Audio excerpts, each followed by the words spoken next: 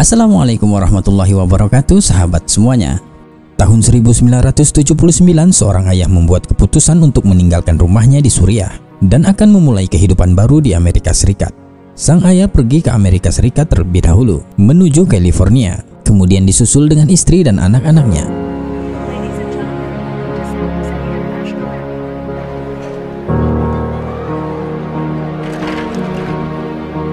Jadi mereka semua berangkat dari Suriah menuju California untuk menyusul ayahnya.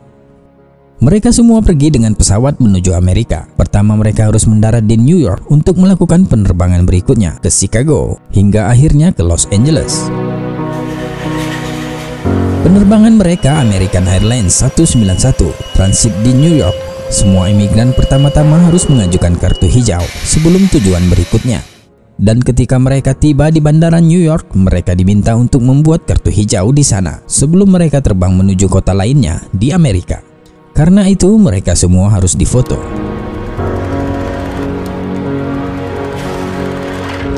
Setelah ibu dan saudara-saudaranya, tibalah giliran Hala Atiq untuk difoto.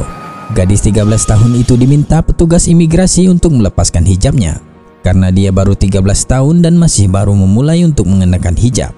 Dia diberitahu bahwa dia harus melepaskan jilbabnya untuk diambil fotonya, tapi dia menolak. Kemudian petugas mengatakan kepadanya jika dia terus menolak, dia tak akan bisa hidup dan tinggal di Amerika Serikat. Bahkan dia akan dikembalikan ke Suriah.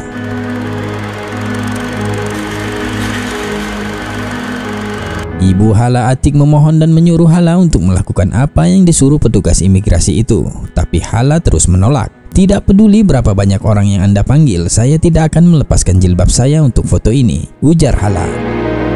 Sekarang pikirkan tentang keluarga ini yang telah melakukan perjalanan ke setengah dunia dan telah menghabiskan hampir seluruh tabungan hidup mereka untuk melakukan perjalanan ini. Dia hanya perlu melepas jilbabnya hanya untuk satu foto kecil ini saja, namun Hala tetap menolaknya. Berulang kali dan terus-menerus, petugas memaksa Hala untuk melepaskan hijabnya karena aturan di sana. Tapi Hala terus menolak.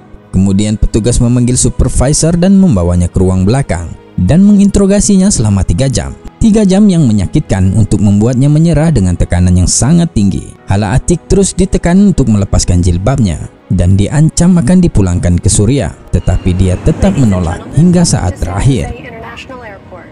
Akhirnya petugas menyerah dan mengizinkannya untuk difoto dengan menggunakan jilbab. Dan inilah foto paspor Hala Atiq saat mengajukan kartu hijau, masih mengenakan jilbabnya.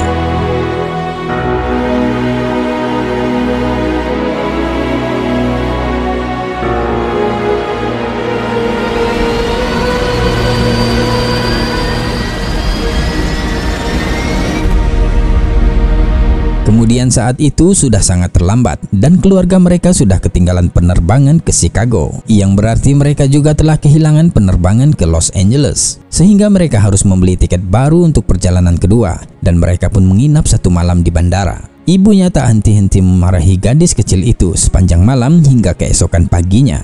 Sampai saat mereka terbang ke Amerika, mereka akhirnya tiba di bandara California.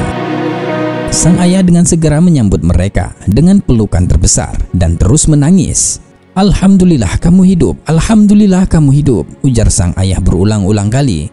"Terima kasih ya Allah, kamu masih hidup." Istrinya menatap suaminya lalu berkata, "Tentu saja kami masih hidup," dengan ekspresi kebingungan.